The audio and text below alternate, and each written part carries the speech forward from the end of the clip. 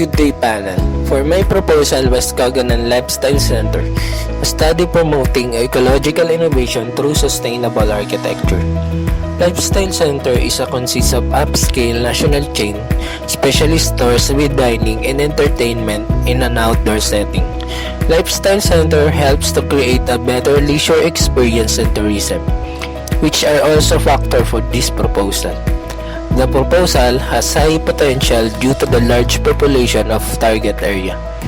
It will also help the tourism industry of Cagayan de Oro as a very tourist in looking for enjoyment and some souvenirs. Hence, Lifestyle Center is a good opportunity for town of Cagayan. What if you don't know where to go in times that you need to relax and be entertained during your free time? The municipality of Nasugpo has an apparent increase in immigration of business investors and settlers due to its potential for business development since it was classified as a tourism zone. However, the municipality has challenge in relation to tourism zone features and usually lacks in commercial establishment. The figures show how Nasugpo, Batangas incompetent in terms of shopping centers. Nestled in the relaxing town of Cagayan, near Lumbangan and Barangay Poblacion, one of the highest population in Nasugpo, Batangas, a first-class municipality with expected population of 161,686 in 2025. A perfect location for lifestyle center which aims to provide leisure experience and entertainment for the community. This can be one of the prime factors that contribute to the phenomenal progress of the town. This study is designed not only to provide employment opportunities but also to contribute in the delivering basic needs and services to the community. Also to enhance the present economic structure and balance the present condition of the city. The main objectives of the project is to provide a commercial establishment within the municipality and help to consistently increase the economic status of Nasugpo, Batangas. To provide lifestyle center with a great space and will provide great leisure experience for the users. To provide a commercial establishment where they can easily buy their basic needs. To provide an eco-friendly commercial establishment that is comfortable for shopping. The chosen client was MegaWorld. MegaWorld Corporation was incorporated on August 24, 1989 to engage in real estate development, leasing and marketing in 1996. The company shifted focus to providing office buildings to support BPO businesses when it began development of Eastwood City Township. MegaWorld real estate portfolio includes residential condominium units, subdivision lots and townhouses as well as office project and retail space. The company has three primary business segments: real estate sale of residential developments, leasing of office space, primarily to BPO enterprises and retail space, and management of hotels operation. Since its incorporation, the company and its affiliates have launched approximately 722 residential buildings, 70 office towers, 24 lifestyle mall, and 11 hotel brands including condotels.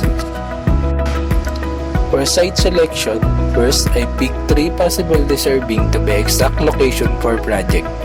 The 2 chosen site was from Santa Rosa, Laguna and San Del Monte, Bulacan. But the result must be favor for Nasugpo, Batangas because of characteristic of the site.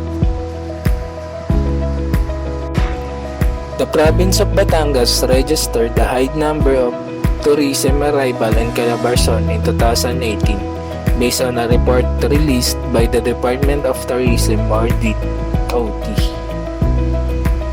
In Nasugpo, Batangas get the highest percentage for the tourism of Batangas. It will possible to help increase the demand of the project. For demand analysis, I use as primary data the population in 5-kilometer radius. And tourism for secondary data because I also think to use the strength of Nasugpo, Batangas which is the tourism and beach resort that possible to help increase the demand for the project. I'll also get the data about tourism arrival. Using that, I will possible to know how many tourists visit every resort. For that, I can also get number of tourism around the site. Using primary and secondary data, I will know the maximum possible number of users. For that case, I also calculate the number of monthly, weekly, and daily users. For weekly, I want to also apply the survey result that will also help to know the possible accurate number of daily users. For development control, I use NBC or National Building Code of the Philippines as a basis for computation.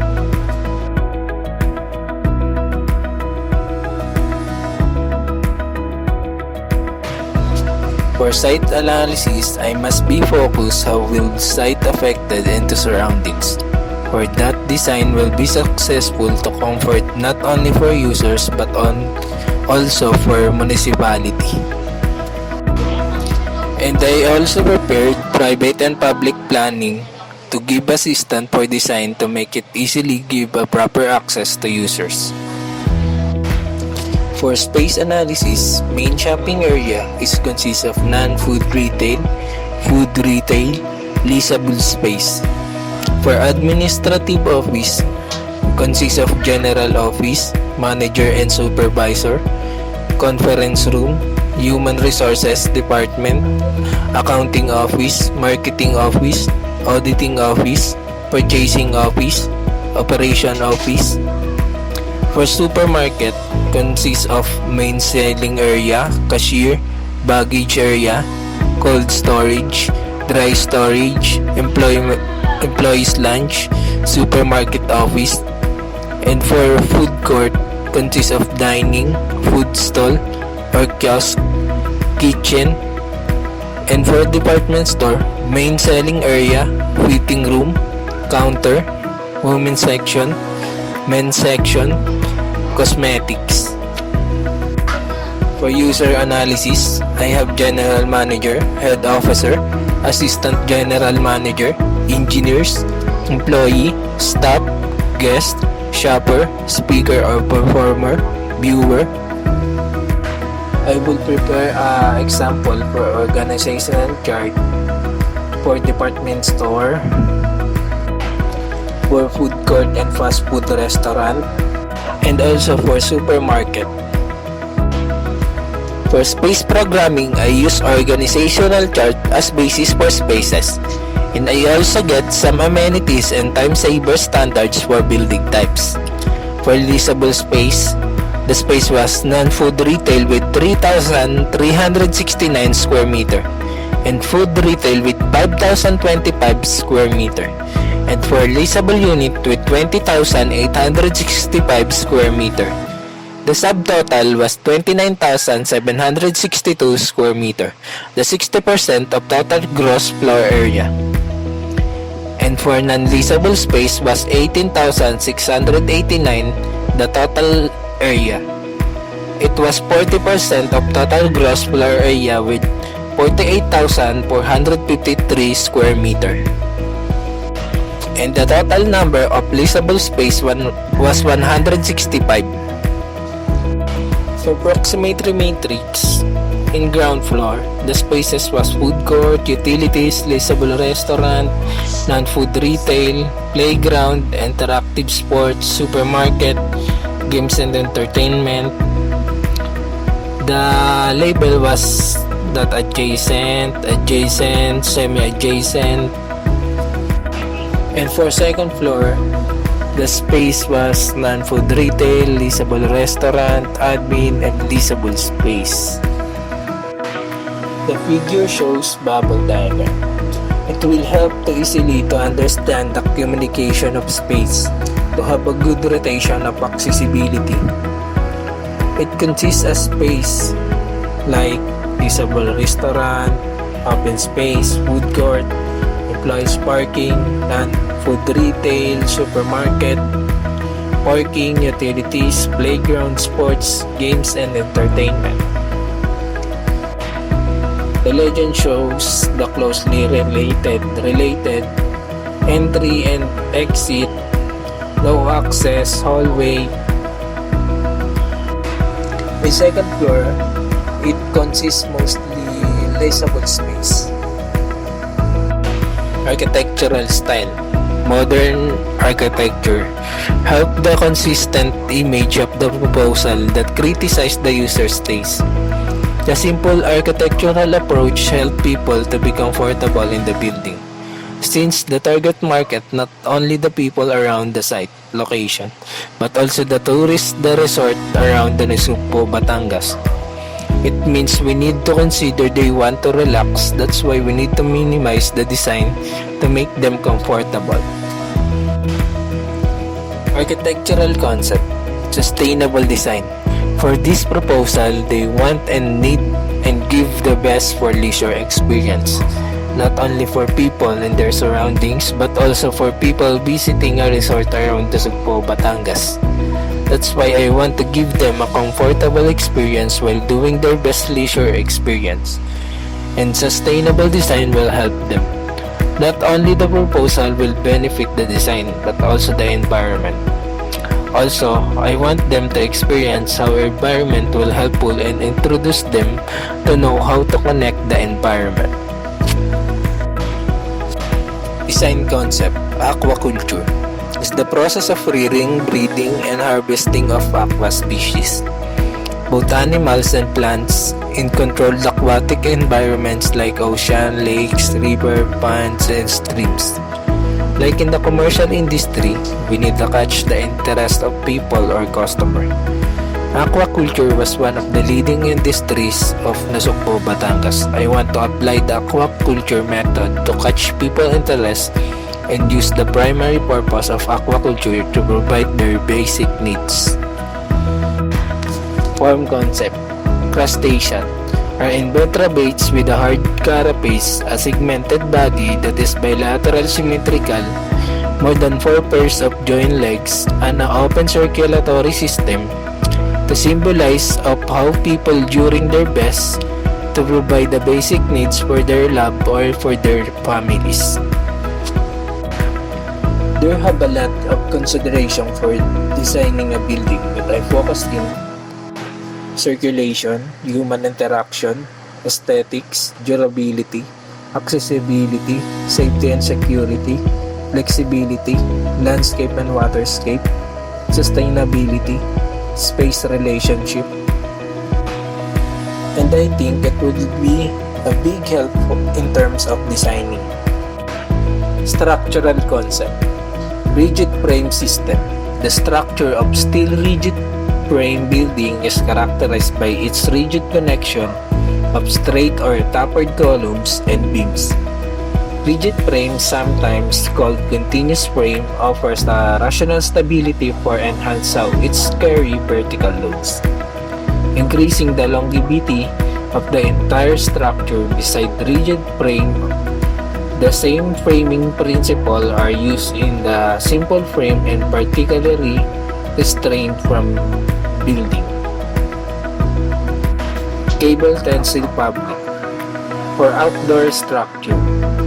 Tensile structure is term usually used to refer the construction of roof using a membrane held placed and steel cables. Architectural character or stacking diagram. On a large or complex project, stacking diagram can form part of feasibility study, used to access the possible juxtaposition of accommodation and helping balance allocation of space between several floors.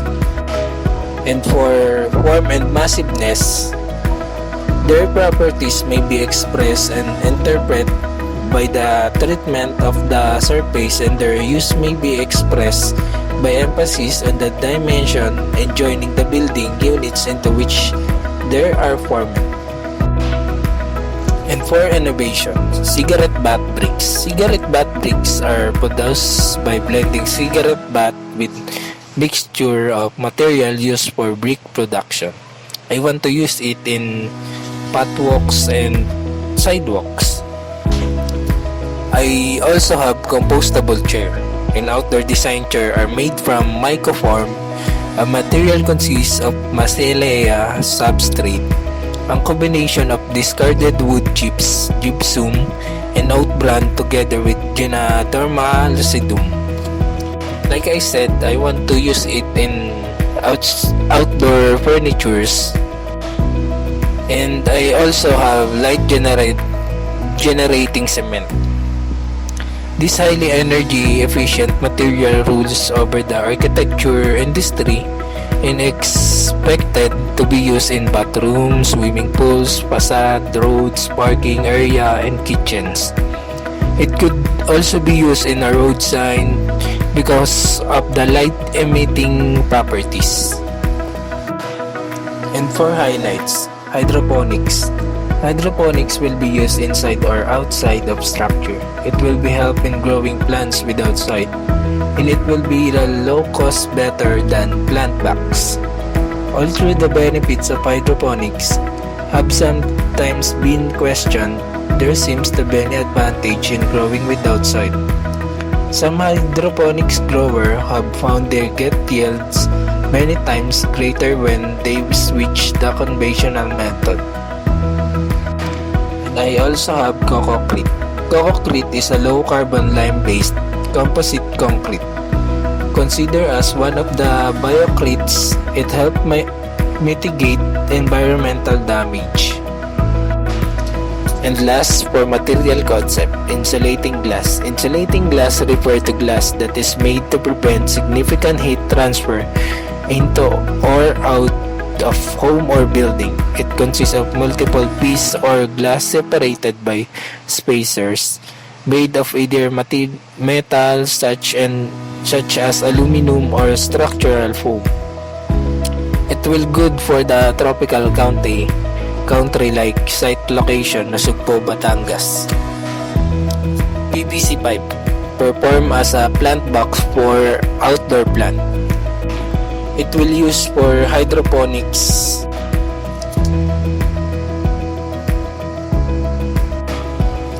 PV strength, durability, easy installation, and low cost have made it one of the most widely used plastic in the world.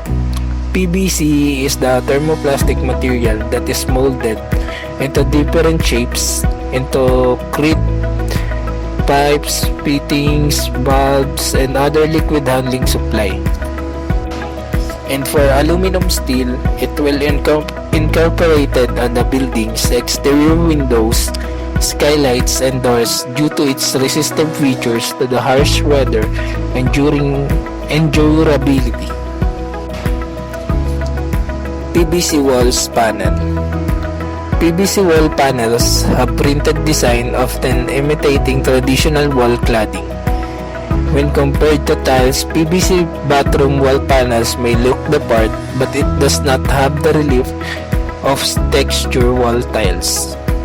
And that's all. Thank you.